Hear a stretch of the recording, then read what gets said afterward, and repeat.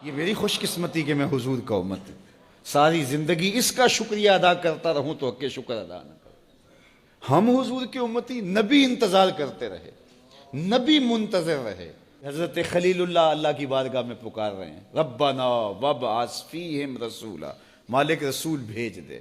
کوئی کہتا ہے لیسا بفظ ولا بغلظ، وہ ترشرو نہیں ہوگا، سخت مزاج نہیں ہوگا، ماتھے پہ شکنے لانے والا نہیں ہوگا، وہ پیار بانٹنے والا ہوگا، بس وہ آیا جا رہا ہے۔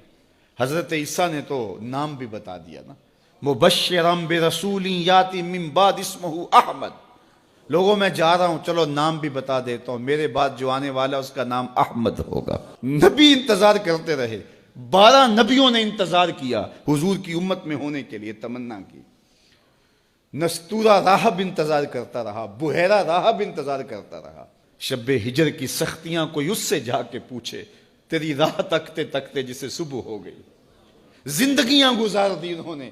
سلمان فارسی کی کہانی سن لو، مجوسی کے بیٹے تھے، حق کی طلب میں نکلے، باپ نے گھر سے نکال دیا، ایک پادری کے پاس جا کے رکے، زندگی بھر اس کی نوکری کی۔ جب اس کا آخری وقت آیا، اس نے کہا میری تدفین کے بعد غموریا چلے جانا، وہاں کا پادری خدا رسیدہ ہے، تجھے اس سے کچھ مل جائے گا۔ کہتے میں وہاں سے غموریا آ گیا، پھر اس پادری کی ساری زندگی خدمت کی۔ جب وہ مرنے لگا تو اس نے کہا کوئی ایسا شخص نہیں ہے جس کے پاس اب میں تجھے بھیجوں، لیکن نبی آخر الزماں کے ظہور کے لمحے آ گئے ہیں، تو یہاں سے یثرب چلا جا، وہ اس نبی کی ہجرت گاہ ہوگی، تیری زندگی سنور جائے گی، تو نے بڑی محنت کی ہے، بڑی نوکری کی ہے میری۔ کہتے ہیں میں نے اس کو کہا کہیں ایسا نہ ہو میں دھوکہ کھا جو مجھے کوئی نشانی بتا دے۔ اس نے کہا 3 نشانیاں ہیں، ایک صدقہ نہیں لے گا، دوسرا ہدیہ رد نہیں کرے گا، تیسرا 2 کندھوں کے درمیان مہر نبوت ہو۔ کہتے ہیں میں نے اس کی تدفین کی، یثرب کی جانب جاتے ہوئے ایک قافلے میں شامل ہو گیا، انہوں نے مجھے پکڑ کے اپنا غلام بنا لیا، لیکن میرے پہ مہربانی یہ کی کہ مجھے بیچا جا کے مدینے میں۔ ایک یہودی نے مجھے خرید لیا، میں اس کے باغ میں گوڈی کرتا تھا، کام کرتا تھا، کھجوریں توڑتا تھا، لیکن میں انتظار میں تھا کہ کبھی وہ نبی آخر الزماں آئے تو مجھے دید ہو، کبھی عرش پر، کبھی فرش پر، کبھی ان کے در، کبھی در بدر۔ غم عاشقی تیرا شکریہ، میں کہاں کہاں سے گزر گیا۔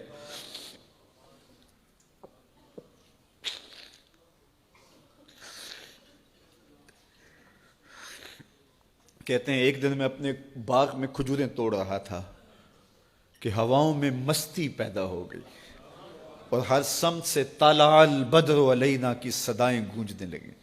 میں سمجھ گیا کہ وہ لمحے آ گئے، میں نے چھلانگ لگا دی اور دوڑ پڑا۔ میرے آقا نے سمجھا شاید غلام بھاگ گیا، اس نے دوڑ کے مجھے پکڑ لیا۔ میں نے اس کو کہا کہ میں نوکر تیرا ہی ہوں، لیکن دل نوکر کسی اور کا ہے، میں بھاگوں گا نہیں، مجھے جانے دے۔ میں کچھ کھجوریں لے گیا تھا صدقے کی نیت سے، جا کے حضور کو پیش کی۔ آقا کریم نے فرمایا ہم نبی صدقہ نہیں لیتے۔ کہتے ہیں نشانی ایک پوری ہو گئی، کہتے ہیں کہ میں کچھ دنوں کے بعد اور کھجوریں لے گیا اور میری نیت ہدیہ کی تھی، میں نے پیش کی، حضور نے قبول فرما لی، لیکن میں بھی کہتا تھا تیسری نشانی بھی پوری ہو لے تو پھر مانوں گا، اور وہ کیا تھی؟ 2 کندھوں کے درمیان مہر نبوت۔ کہتے ہیں ایک دن حضور میرے باغ میں آئے اور آقا کریم نے اپنے مبارک کندھے پہ چادر رکھی ہوئی تھی اور چادر کی اوٹ میں مہر نبوت چھپی ہوئی تھی، اور میں پیچھے ہو کے دیکھتا تھا، اور میری آرزو یہ تھی کہ کوئی تیز جھونکا ہوا کا آئے اور چادر ہٹ جائے اور میں مہر نبوت کی زیارت کر لوں۔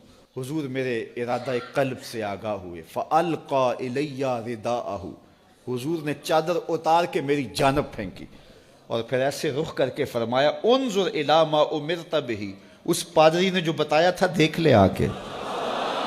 تو کہا میں نے دیکھا کہ حضور کے 2 کندھوں کے درمیان۔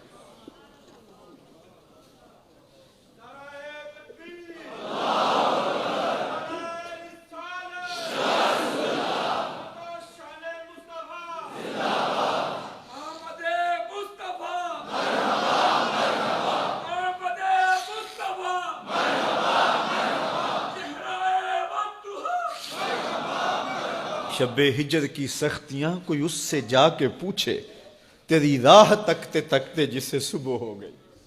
ہم نے تو کوئی انتظار نہیں کیا نا، ہم نے تو کوئی دکھ نہیں سہا، ہم سوئے تھے مقدر جاگ اٹھے، ہمارے والد مسجد سے مولوی صاحب کو بلا لائے، انہوں نے کان میں آ کے کہا مبارک ہو تو حضور کا نوکر بن کے آ رہا۔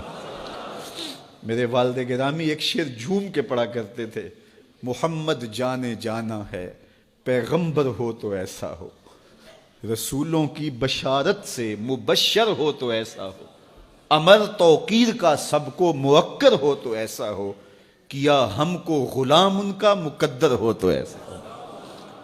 میں اپنے مقدر پہ قربان نہ جاؤں، آپ اپنے مقدر پہ نثار نہ جائیں، ہمیں وہ نبی ملا جو نبیوں کا نبی ہے۔